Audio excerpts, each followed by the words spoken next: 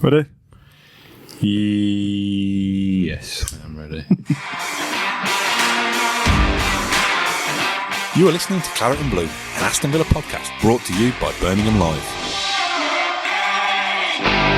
Hello, welcome back to the Claret and Blue podcast. My name is Dan Rolinson. I'm joined by typing Mat Kendrick. Sorry, That's I need to okay. pay more attention. How are you? You all right? I'm all right, mate. Yeah, it's nice to see you in the flesh. Yeah, good. Welcome to my humble abode. Thank you for my cup of tea. So it took me a long time to set all this up, by the way, on the hottest day of the year so far. Well, it's nice to keep my cup of tea hot anyway. So apologies for my shoddiness in being late, but No, it's fine. You know.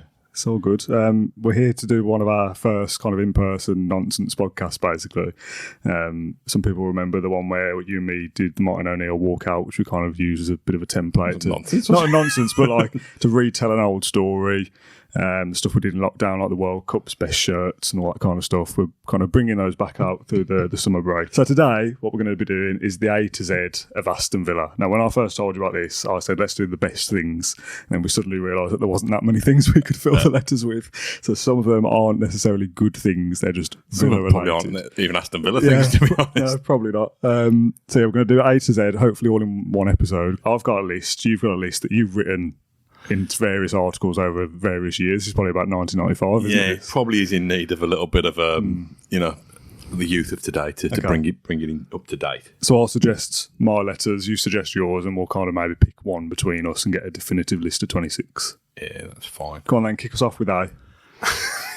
I've already given you warning of this. You've battered me about it, but it has to be, and I'm just familiarising myself with my reasons why. But I know my reasons why. It has to be Aston Villa. I know it's a simple one, but it's just, you know, it's a beautiful name, isn't it? It is. You know what I mean? So why wouldn't it be Aston Villa? It is. I get it, but if we're doing the definitive list of Aston Villa things and A is Aston Villa, that kind of feels a bit like it's V Villa. Yeah, V's Villa. F is football and C is club. Yeah, Exactly. Yeah, it's a fair enough shout. Is this because of the John Gregory quote? It's not just because of the John Gregory quote. I will quote it to you. Former boss John Gregory, observing in his autobiography, The Boss, said, "Even the name is beautifully symmetrical with 5 letters in each word." That was like an M&S advert. This is not just any football club. This is Aston Villa Football Club. That's right. I've done a bit of homework for once because I've written this piece yonks ago. But Richard Whitehead in brilliant Villa book, Children of the Revolution. There are loads of Uniteds, lots of cities and towns, a goodly sprinkling of Wanderers and Rovers, and even a few Albions. But there is only one Villa. It's a nice It's quote. Pelsall Villa. Yeah. But Villarreal, does that count in Spain? no, I don't think so. There's only one. Do you not listen to Richard? There's only one Villa. No, it's a fair shout. I mean, some of mine are players. Some of them are like things, like shirts. So I went Acorns for A.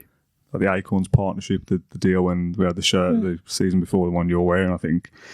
And for a player, just because it was 2 A's, I went Albert Adoma, just to make use of the alliteration. But I suppose if it's Aston Villa or Acorns...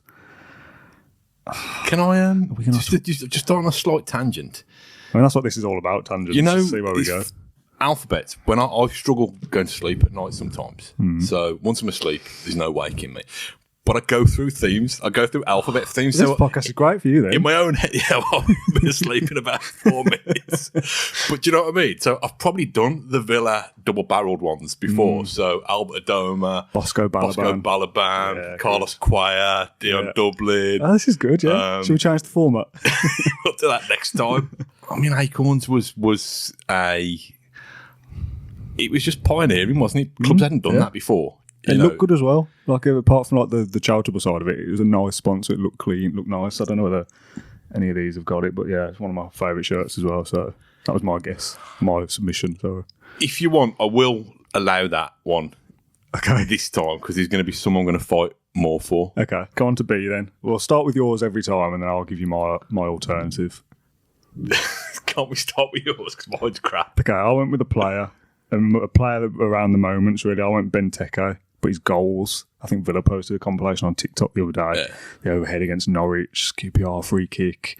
One at Wembley wasn't particularly a great goal, but there's a Wembley. He will score goals and get us out of trouble and win some games for us. So in a pretty bleak 5 or 6 years, Benteke was probably the one standout player.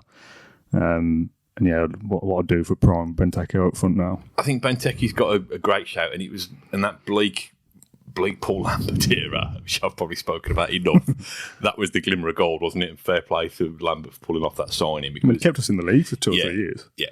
I'm just wary of the comments where we get, what about Barton? I'll put Barry as well. And what about Barry and what about Barry Bannon? What about Barry Bannon? Yeah, I know that's the thing with just picking one player. So, I mean, you've got a little twinkle in your eyes. Mine's crap. Yours?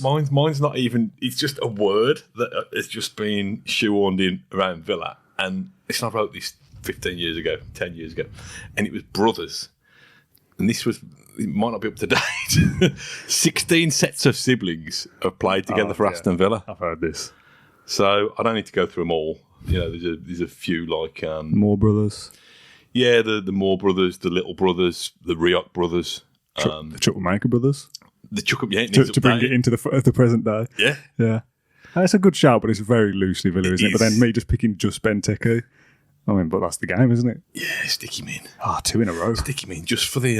It's my favourite Benteke moment, just the shoulder barge on Chris Smalling. Oh, yeah. You know, scored so many great goals, but just leaving Chris Smalling crying for his mum by leaving him on his arse. Did he score that same?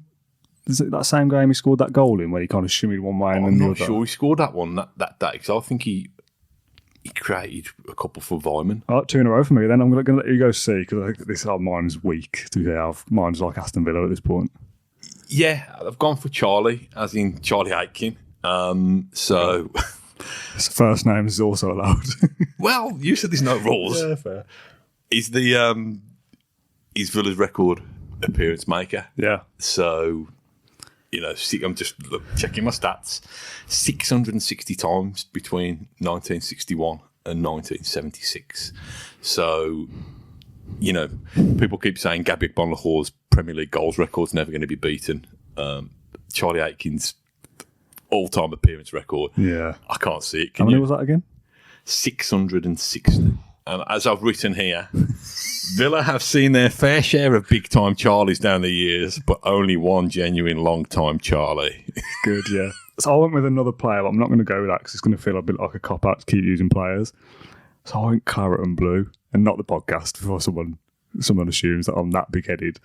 But the going with first names, are we? We're not just going with blue. I know, Claret and Blue. Just the colours, it's iconic, a bit like the name. Again, some stats fans will tell me that we robbed Claret and Blue from somebody else, but we were found it before everyone else. I mean, we don't want to make a habit of me just turning 10-year articles into podcasts. But I think there's one further down that's really random and probably won't make the cut, but references the Claret and Blue as well.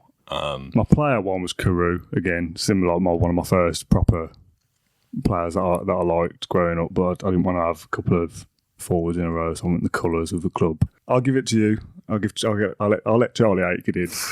What's he ever done to get into this list? But yeah, let's have a player in there, someone who's got a record after him. And yeah, I think you're the kind of you're the new blood, aren't you? Who's going to probably hit our demographic better than me. But I'm the one who's just going to try and keep some of the old guys and girls in the room entertained. Yeah, a bit of references to days gone by as well. D, I've gone for Deadly, as in Deadly Doug, and. You know, during the planning meeting for this podcast, that you were saying, no, it's supposed to be the best. And then we realised that, like you said, some of the letters, we'd struggle to get the best. I struggle to get anything. I think Deadly Doug is synonymous with Aston Villa for fans of a certain age. You know, chairmen just weren't well known back then. Invented the bicycle kick. Well, he did, yeah. He's big friends of Tom Finney. He invented the bicycle kick, as he would tell anybody within earshot of him. We've done loads of the European Cup stuff lately, and people blaming him with some justification for not building on the success because he resented the fact that he wasn't around when it happened. But yeah, he was just, you know, massive ego. I think he did have Aston Villa at heart. He obviously clearly had Doug Ellis at heart as well, and liked the limelight of being a football club chairman. But yeah, just think Aston Villa in any time between the mid-80s and the mid-noughties, and people would know Doug Ellis. Yeah, not necessarily for the right reasons. Where's the Deadly thing come from? Well, people said it was because he got a reputation for sacking managers. You know, sacked probably, I don't know, 10 managers in his time at Villa. Would it be that many? Possibly. He says that that's not the case and that Jimmy Greaves gave him the nickname because he was a deadly angler when they went on fishing trips. That's not true. And he'd always land whatever fish he wanted, which he wasn't quite as good as that at landing transfer targets and stuff. But I think that's the story. You've got to have Doug Ellis in. I think if you're doing the big list of Aston Villa, he's associated with the club for so long. Whatever you think of him, mine's going to be an honourable mention here. Dale.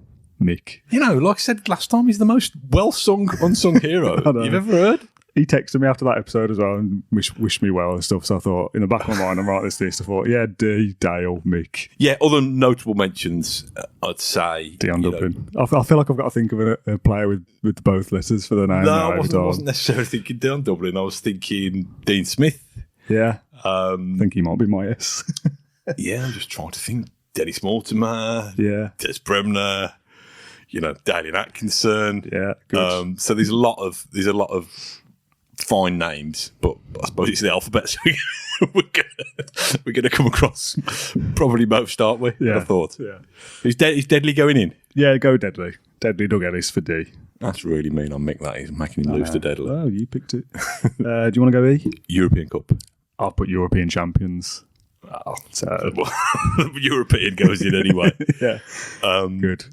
Yeah, just want to drop a link to all of our material from the last 5 weeks. So that we've done European Cup to death, haven't we? Really, I think on this channel. Not to kind of downplay how big of an achievement it is, but we did our podcast. I think it was March we filmed that, wasn't it, in Cornwall? So to us, it feels like a long time ago. If you're talking the club's history overall, the European Cup is a massive, massive part of that. However much you kind of get this accusation that we bang on about it or we're kind of living in the past. Only a couple of clubs in England that have done it. So, yes, shout about it. F. FA Cup. Is that what you put? Yeah. Yeah, I think you can have that as well. Again, probably for a certain generation of fans, it's become an obsession. There's lots of fans. Sadly, I'm not among them who've seen us win everything else. Yeah. But there's lots of fans who have seen us win all the domestic trophies, a big European trophy, a European Super Cup, and this one's continued to elude us. I mean, how many years are we talking now? 57 is 40, 43 plus 22 is 60, 65, is that right? That sounds about right, yeah. 65 years. I mean, you've got to be 70 plus to even just about remember it, and into your 80s to have potentially been there. Not many Villa fans left who will have seen us won everything now. We need to win another one, don't we? So the kind of legacy goes on. Kind of should really, shouldn't we? You know. Well, me and my dad talk about this quite a bit. I don't know what the numbers are now. Is it Arsenal with the most, with 12 or 13 or something like that? Past them. If I think we'd won a trophy every decade up until 2000, and we've obviously not won one since the 90s. If we'd have won like 4 FA Cups since 1957, 4 FA Cups in 65 years, like we'd still have a good chance of being right up there. I mean, we're still in the top 6 or 7 or something, but we should still be up in the top 2, having not won one for that long. Will we stop talking about when we win it? No, we'll talk about it even more, but... It'll be the end of the anniversary, won't it? That's the next thing to go at. 10 minutes since we won the FA Cup. Yeah, that's got to go in. I'm just going to mention my shout just to make, for the sake of continuity. I said Friedel. It's weak, isn't it?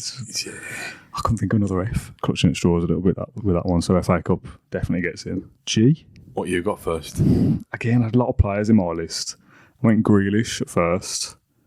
I mean, that'll probably ruffle a few feathers, won't it? Oh, they're still banging on about him. So I put /Gabby, just as again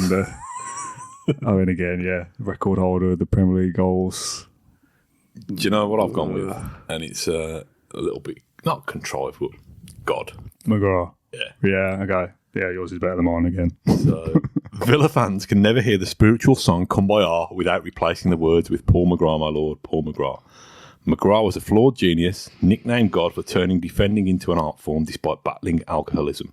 Renowned as one of the best players in Aston Villa history, and rightly so, a genuine legend who illuminated the club between 1989 and 1996. I wish I'd seen him play. The things you hear about him. It was just magic. It was just effortless, really. You know, the story's been trotted out so many times about him never training and then just being ready and available. To tell you the story that Jim Walker told me. No, go on. He got him at Bodymore, doing rehab with him at the old Bodymore. And they bought this new exercise bike. Apparently, he was pedalling away, first of all, when it was on the easy setting. And then Jim started cranking it up and putting like the incline on it. And he disappeared out the room. They come back in. And he come back in, and Paul was standing by the side of the bike. And apparently, Jim was like, "What are you doing? What are you doing?" McGrath said, "Oh, whenever I go uphill on the bike, I always jump off. Jump off and push." Oh, brilliant. Yeah. So I'm probably being biased, but he's got to go in there some way. Yeah, definitely he's in there. If he's not in there at G, he gets in there at P or M, doesn't he? We'll probably get him both, won't he? We'll probably get him 3 times.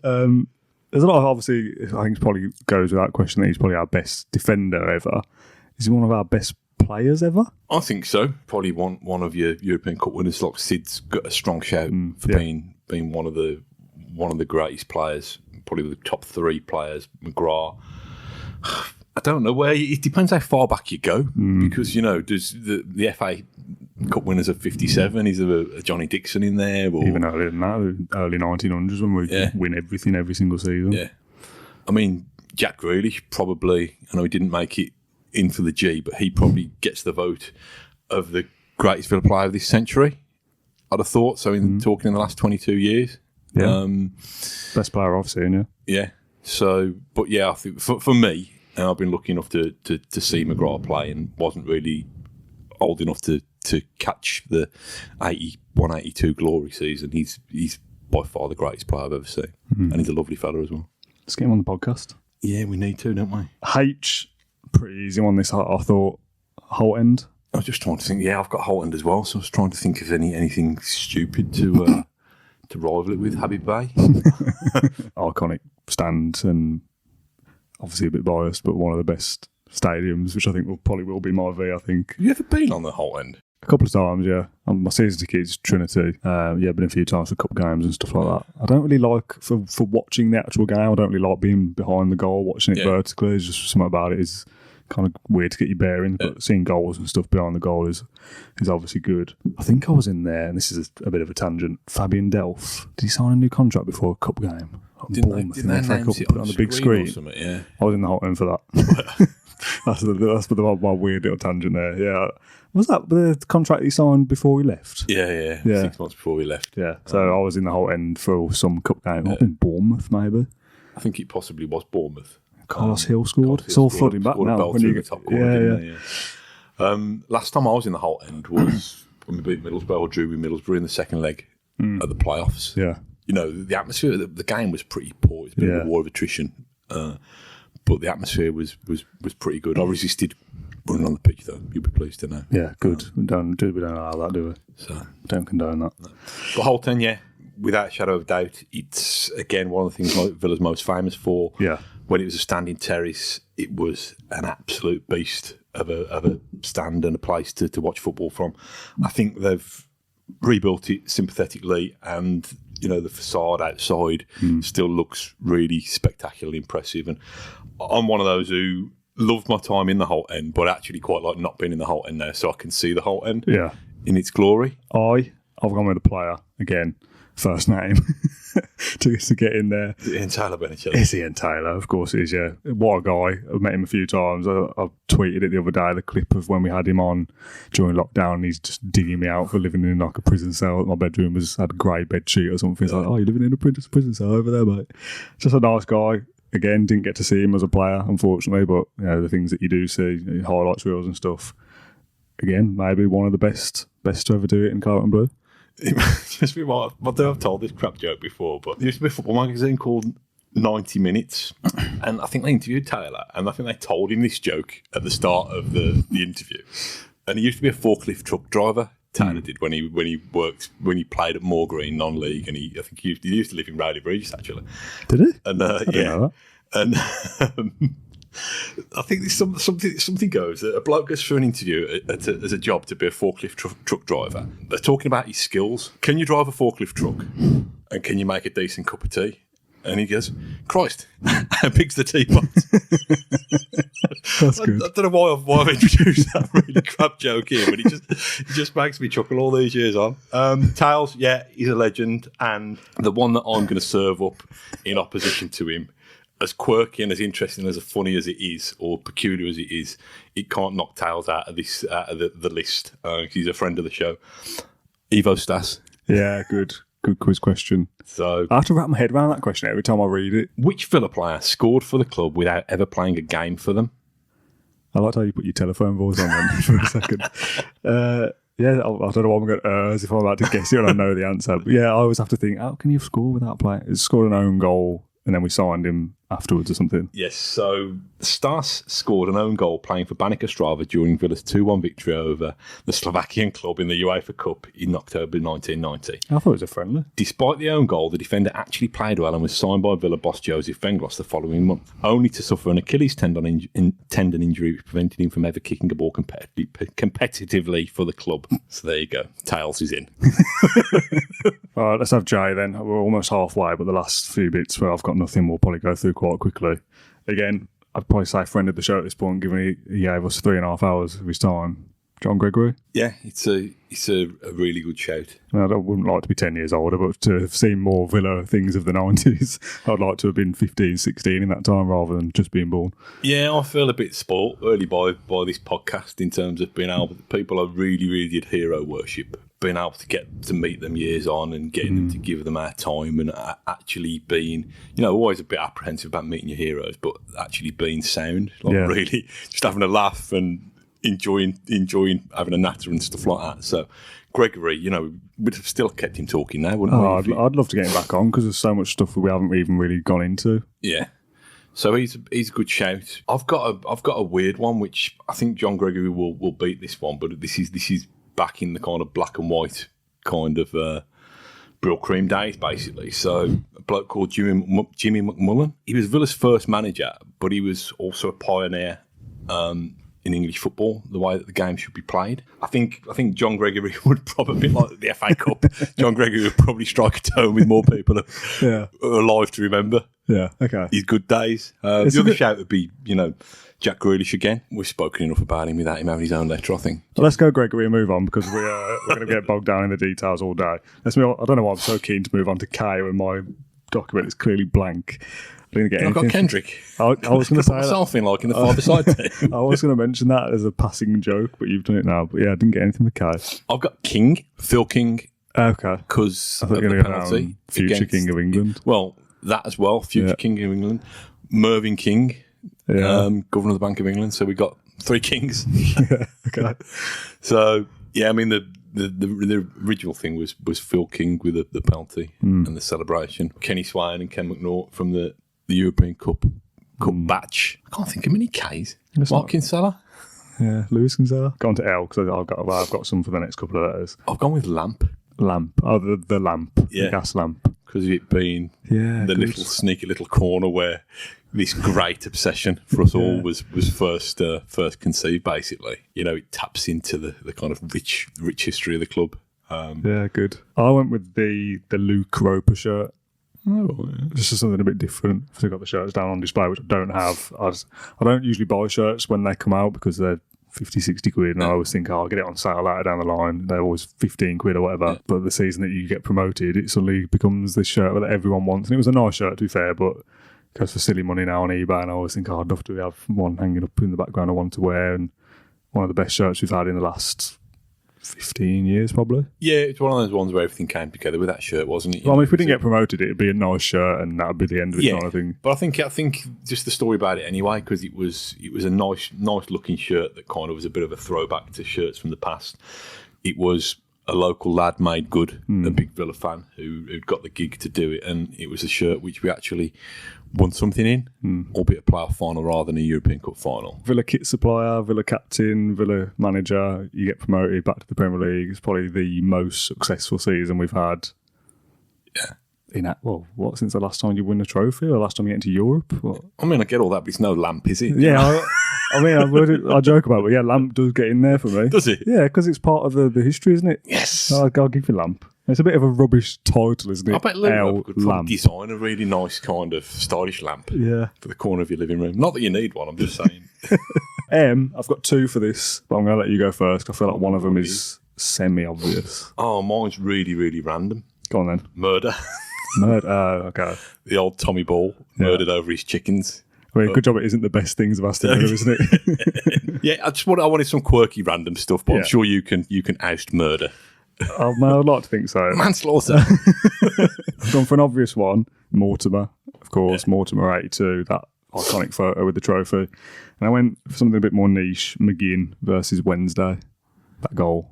Yeah. Again, dewy-eyed back to 2018. But I wanted a moment in there rather than a piece of history. So Mortimer is probably my number one answer there. I mean, you can't have the European Cup winning captain not mentioned in a best of Aston Villa list. Probably would. And this is harsh, really. It's harsh on Tommy Ball. It really is. It's harsh from Tommy Ball. It's harsh from McGinn. And this is really bad because it was a spectacular goal, but I was associated with the match that we lost. Mortimer gets in there, I think. I would, yeah. Okay. Friend of the show. Yeah, of course. And again, I've got nothing for this one. Oh, that's good. So it begins with N. I've got a nickel for Chris Nickel, and for the reason that he scored 4 goals in one game, 2 of them for Villa, and 2 of them against Villa. Again, it's just probably my fascination with weird facts. And I like that, though. We need a bit of that. He was a lovely fellow as well. Really, really great guy. Big guy. Big, strong guy. But, so yeah, that's mine. I mean, it goes in by default at the moment 'cause I couldn't think of anything else. I've just sort of Knobby Solano. But yeah, there's a few in there. There's like Neil Lamptey, I suppose. And is there any more? Is that it? Knobby and Neil Taylor. Neil Taylor, of course, Neil yeah. Cutler. What an icon. There'll be people watching this, if they've got this far, that are screaming answers that are very obvious things that we've forgotten because you only really looked at an old list that you've done. And I've put very little effort into my list. So there's bound to be some obvious things that we've missed. We'll go Nickel, just because you've actually put some work in. Yeah, that's fine. O, I think I've written down what I've seen you write down before, so let's see if you put that. I've gone with it must be. Yeah, that's what I put, just because I'd flicked through your piece before. Explain. Obviously, the commentary of Peter with Scott. I don't think us getting through 2 or 3 references to the European Cup is overkill. Nah, really. 26. So it's just that famous bit of commentary by Brian Moore. It's a weird bit of commentary. I think It's very old-fashioned, isn't it? and I think I always get venture and adventure. I was literally just about to ask you about that because they put the sign wrong, didn't they, on the North Stand? Do you remember that, the banner? And it had adventure, I think. I think it is adventure. What's it say now? I'm sure. Oh, maybe it's vice versa then. I seem to remember it saying adventure. And then a couple of games later, it was venture. And there was just a line down the middle where they clearly just chopped off the ad and put it back to venture. Right. It's one of those ones that you probably need to listen back. And I think I've listened back and I think it's adventure, but that still hasn't. Do you think some of that is that it's a 40-year-old clip and the sound is a bit, old? They're proper when they speak proper, unlike us. Speak proper. Adventure, venture, like it's very easy to mix those up and they both mean the same thing. I think we should save this for the V. Yeah, that gets in. Any notable honourable mentions? There's O'Neill, isn't there? O'Neill, yeah, of course. McLeod is O'Leary, who was there under McLeod. Joe Zakore. There's a Corey, yeah. Olaf Melberg. Olaf Melberg. That's a decent shout. Good shout, yeah. Did I use that for M? No, I didn't. Yeah, Olaf Melberg. I like that. I'd love to get him on the podcast as well, but I think we tried before and he didn't fancy it.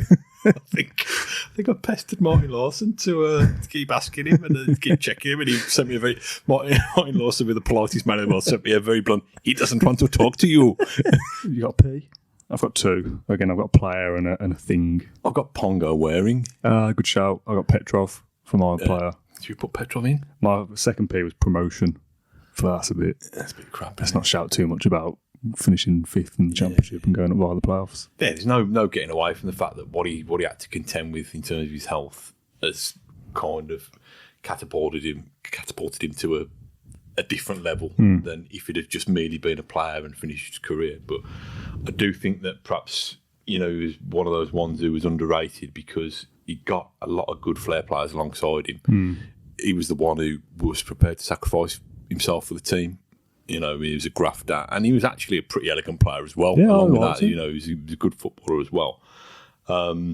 So yeah, I mean, I don't know, but I've just Pongo apparently scored 50 goals one season, 49 in the league and 1 in the FA Cup. I presume it was a consolation in the third round defeat to Manchester United. It was also the season Villa scored their highest number of league goals, 128 league goals.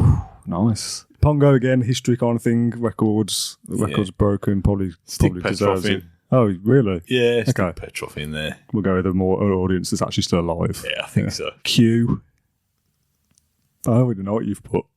Come on. I'll put quote, but I'll get through the quote in a minute. What have you? I haven't put anything. Is there any cues? Are we missing anything obvious? I don't think so. Because I had a big list of players, like every player that's played for Villa listed alphabetically. I don't even think there was one. Can I have another quick look while you read those out if you want? Queue? I mean, there's a queue for season tickets at the moment. This is a quote by William McGregor. If there is a club in the country which deserves to be dubbed the greatest, and the matter is one of some delicacy, few will deny the right of Aston Villa to share the highest niche of fame with even the most historic of other aspirants. For brilliancy and at the same time for consistency of achievement, for activity in philanthropic enterprise, for astuteness of management, and for general alertness, the superiors of Aston Villa cannot be found. Woo! It is nice, yeah. Yeah, there's no player that's ever played for Aston Villa with the surname Q. Q's difficult. I mean, this is the thing, isn't it, doing a list of the letters? We're now at the stage where there isn't really anything, and this is the end of the podcast. So, the definitive list of Aston Villa, William McGregor's quote gets Q. Well, if people have got better suggestions in the comments, let's hear them. Again, I've got nothing but Jacob Ramsey. Which is, again, feels a bit of a cop-out, to be honest. Yeah, I've gone for Ron Saunders. He's my S. In this.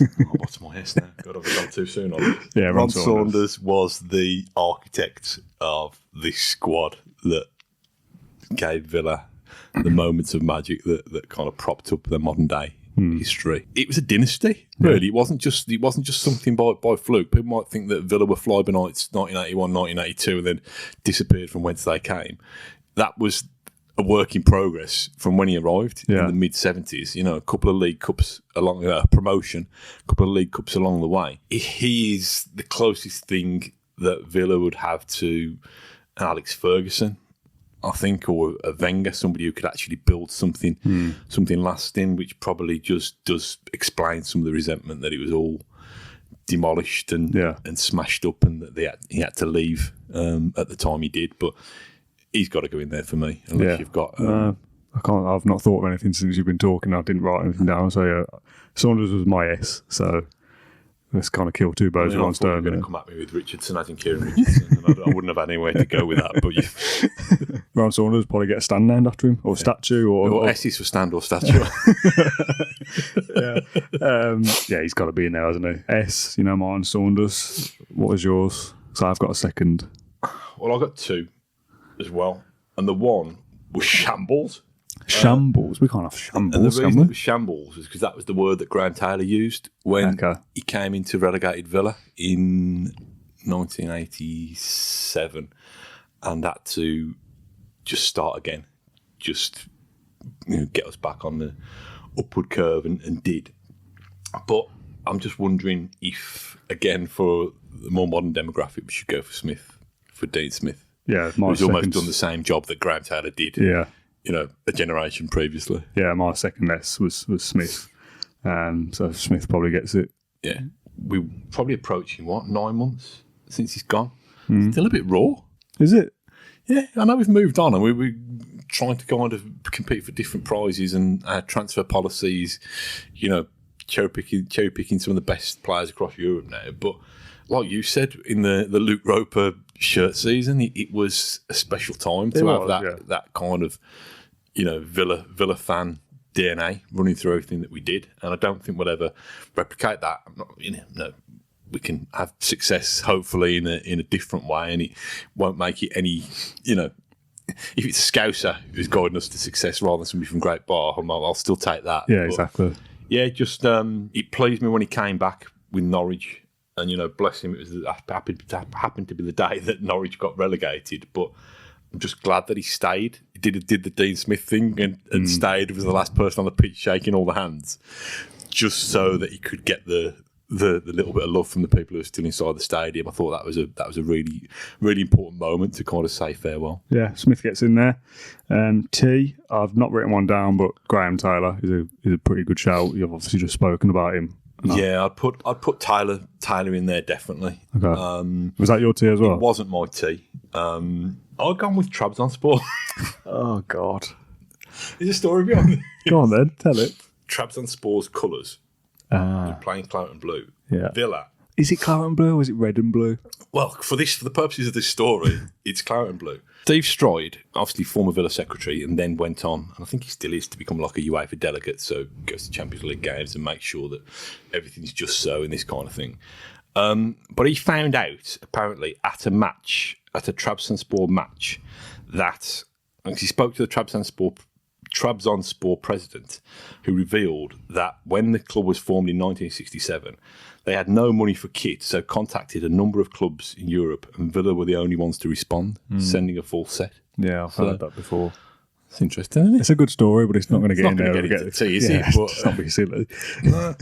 Trabzonspor is in our list of Aston Villa things. Yeah, but that at least fills a bit of time for when we get to good X point. and Z. Yeah, great point. It's a good story. I didn't have anything. I mean, I've probably not put as much time into this as I could have done, but I mean, we're in the depths of the letters here at this point. Do you know what I want to go with here? And it's different from the one that I put down on my list, but I'm going to go with Hugo. Hugo, of course, With Hugo Ekiog. Yeah, great shout. Great player, actually, during a great time, or, a very good time for Villa. And I'll only get too morbid on it, but we've lost a lot of really, people before their time, Villa people before their time, and, none more so than Hugo, who was, a fitness fanatic as far as I know, and was still doing good things in youth football at Spurs. I think he wasn't he, at the time. And he was a bit of a kind of a hybrid, really, Hugo, because he was an absolute kind of beast of a defender in terms of his physical strength. He also had this kind of weird elegance about him as well, and he could play for a big guy as well. Yeah. So he was. I'd have him in there. I did have Unsworth. In there. We'll talk about Unsworth in another podcast. Yeah, we'll talk about Unsworth another time. But yeah, I put Hugo in there. V. Again, I've gone for a cop-out, not Villa. I went Villa Park, one of the best stadiums in the country, in my very much biased opinion. But fair, it gets a lot of love from neutrals and ex-players as well. I think it's Gary Neville's favourite opposition stadium. But yeah, Villa Park, iconic, nice stadium. Yeah, well, that will make the cut. I've gone for VAR. Oh no. Because we wouldn't be in the Premier League if it wasn't for VAR. It's nothing to do with any goals we've scored, any matches we've won, or any way we compete. It's just because of... well, that's probably more Hawkeye. I was going to say, that should have been H. Yeah, it should have replaced Holt with that. Now, Villa Park, the only other kind of notable mentions, I suppose, we have Vassell, didn't we? It was very good for a while. Venglos, it was very bad for a while. Don't know, is there any more Vs? I mean, there will be loads, won't there? But... Jordan Veretout. Yeah, good. W. I went Wembley.